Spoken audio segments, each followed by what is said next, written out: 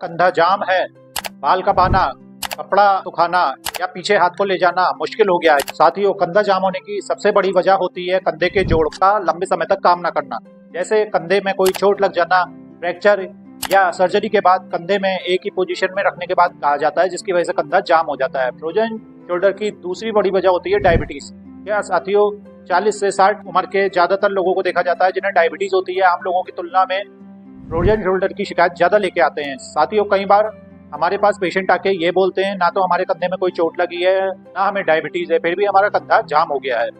इसके होने की सबसे बड़ी वजह है हमारी लाइफ स्टाइल। हम लोग कोई नियमित लाइफ में कोई एक्सरसाइज नहीं करते और हमारी मसल्स जो हैं वो जाम हो जाती हैं। तो साथियों, अब हम बात करते हैं फ्रोजन शोल्डर खोलने का इलाज के बारे में। हमारी आप सभी से रिक्वेस्ट है कि अगर आप चैनल पे फर्स्ट टाइम आए हैं तो आप इसको सब्सक्राइब कीजिए और लाइक कीजिए। साथियों, कंधे को खोलने के लिए सबसे इम्पोर्टेंट चीज़ है कुछ नियमित एक्सरसाइज। सबसे पहली एक्सरसाइज को हम बोलते हैं पेंडुलम एक्सरसाइज। इसके लिए आपको क्या करना है कि एक जो है पानी की बोतल लेनी है, या आपके पास कोई वेट हो तो वो ले लीजिएगा और अपने दूसरे हाथ में लेके और इसको आगे पीछे इस तरह से घुमाएंगे। फिर इसके बाद इसको इस तरह से क्लॉकवाइज और फिर एंटी क्लॉकवाइज इस तरह से चलानी है। इसको आपको 25-30 बार मूवमेंट करना है। अगर आपके पेन है तो शुरू में आप जो है 10 से 12 बार मूवमेंट करें, फिर उसके बाद इसका मूवमेंट आप 25 से 30 धीरे धीरे आप इसको बढ़ाते जाएं। इसके बाद आपको सेकंड एक्सरसाइज है, आपको क्या करना है, सिंपली दीवार के पास आप अपनी इस तरह से दोनों उंगलियों को चलाएंगे, यानी इंडेक्स फिंगर और मिडिल फिंगर दोनों से चलाएंगे। आपको ऊपर तक लेके जाना है और आपको ऊपर ले जाते हुए आप दीवार के पास जाएंगे, थोड़ा सा मूवमेंट करेंगे और ऊपर जाते ही आप पूरे हाथ को स्ट्रेच करेंगे। देन फिर वापस आप नीचे आएंगे। इस एक्सरसाइज को बोलते हैं लैडर एक्सरसाइज और आपको इस एक्सरसाइज को 8 से 10 बार इस तरह से करनी है।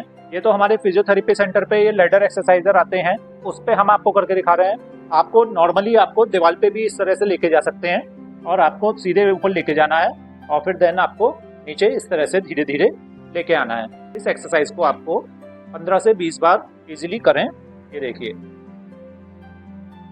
थर्ड एक्सरसाइज को बोलते हैं इंटरनल एक्सटर्नल रोटेशन। साथियों, सबसे अच्छा मूवमेंट हमारे और जब जरूरी मूवमेंट जो होता है वो इंटरनल और एक्सटर्नल रोटेशन हमारे कंधे का होता है। इसके लिए आप इस तरीके से सीधा लेट जाएंगे, अपने हाथ को 90 डिग्री मेंटेन करना है इस तरह से।